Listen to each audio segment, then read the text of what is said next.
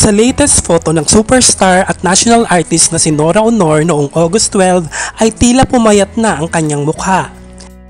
Tila Gina si Ate Guy na alagaan ang sarili niya at magpaganda.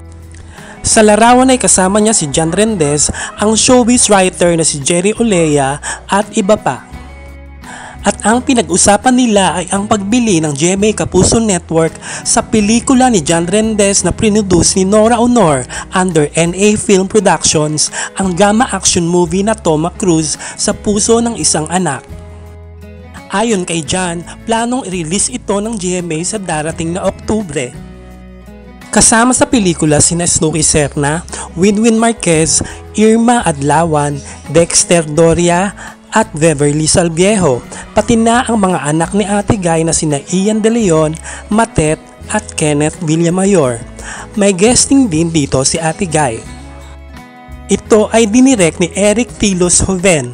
Excited naman ang mga Noranians at may mapapanood silang Nora movie this year kahit maikli lamang ang role niya dito.